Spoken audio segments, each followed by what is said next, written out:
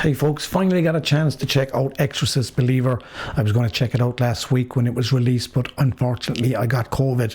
Yes, COVID is still a thing, and I was quite ill for a couple of days, but I did get to see it last night, and I'd like to give you my thoughts on the movie. I'm a massive fan of the original Exorcist movie, directed by William Friedkin. It's one of the greatest movies ever made, in my opinion, and I think all Exorcist movies will be judged on that movie. If you need a good sequel to The Exorcist, Exorcist 3, please check that one out. That is a fantastic movie as well. It really is, and that was directed by William Peter Blatty, who wrote the original novel and the screenplay for the original Exorcist movie. This movie is directed by David Gordon Green, who previously given us the Halloween trilogy. I wasn't a fan of Halloween Ends, I can tell you now straight off the bat, and I'm not here to bash David Gordon Green or bash this movie. I'm just giving you my thoughts. I really think this is a misstep in the continuation of the saga of The Exorcist.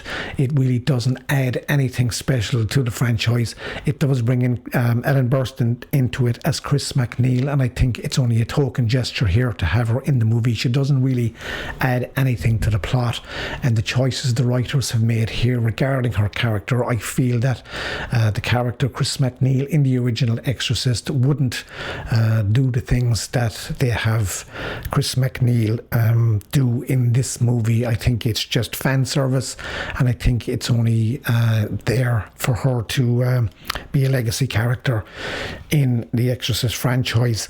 The story revolves around two girls this time. I'm not going to give you complete plot details on the movie. I don't like spoiling movie plots. You've seen the trailer for the movie, obviously, if you're interested in The Exorcist, and it revolves around two girls. The performances here by the two girls are fantastic. The girls are great in this movie, I will give them that, and Olivia O'Neill as Catherine especially stands out for me. She's got hints of Linda Blair in there, and I think that was deliberately done as well.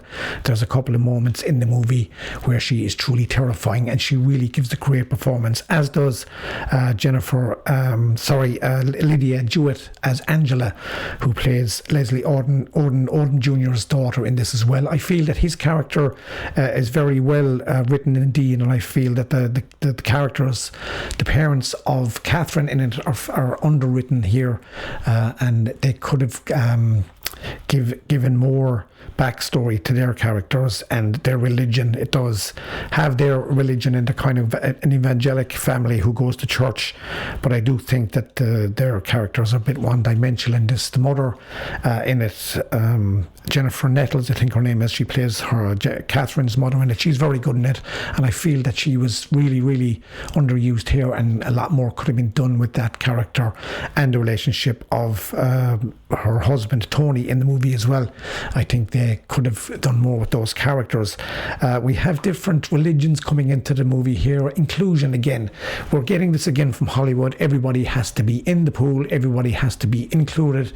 So we have different religions here involved in the exorcism of these kids. And it's all very, very slow build up at the start. And then it's very, very rushed. And it's very, very kind of in your face. Very, very quickly indeed. We love the original Exorcist movie because there's so many layers to that movie. I showed the movie to my niece a couple of months ago. She had never seen The Exorcist, and she was shocked how much and how many layers are in The Exorcist. It's not just about a girl possessed spinning heads pea soup, but the layers to the movie, the script, the movie, the characters in the movie, the original movie are absolutely fantastic. Father Karras, he's lost of faith, he's dealing with his mother's illness. There's a lot of stuff going on with Father Lancaster Merrin in it as well, an aging priest who is fighting demons himself and coming to terms with his fate as well in the movie. And we have, of course, Lee J. Cobb, a detective who's investigating the murder of Burke Dennings in the movie. There's so many layers to that movie. We have the atheist Chris MacNeil, who's an actress who's an atheist who doesn't believe in God, and she turns to priests to help her daughter Sattler. She doesn't understand what's happening here. With this movie, there's no layers to it. It's very one-dimensional. You know what you're going to get from the start. It's an Exorcist movie, and I think a lot of directors who've done Exorcist sequels, the second movie's an abomination. We know that. We have the TV show, we have the prequels. They always miss what's going on with the original Exorcist. It's about character. It's about building these characters and backstories to these characters.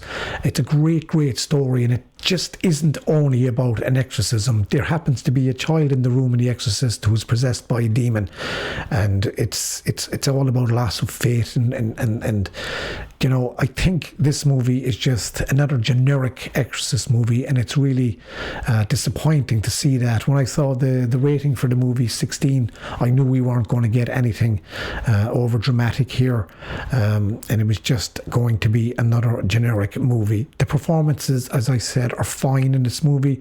When the movie ended, I went to see it with my niece and my nephew, and we turned around to each other and went, yeah, meh, kind of, it was okay, it's grand, but it's not going to be a classic. It's very forgettable. There's a planned trilogy here. I don't know where they're going to go with this, or are they going to continue this specific storyline into the next picture? I don't know, but I do think they have to up their game script-wise here and story-wise. It's just another generic Exorcist movie and nothing special. I'd probably wait for it on streaming or to come out on Blu-ray if you want to see it. If you've seen it, please give me your thoughts. I'd like to know what you thought of the movie. Please comment below as always, and if you liked the video, please slap a like on the video and comment, as I said, and subscribe to the channel. As I said, it's great to be back. Slightly new surroundings as well here. I did a bit of work on the cinema room, and it's great to be back. So please take care, and we'll talk soon.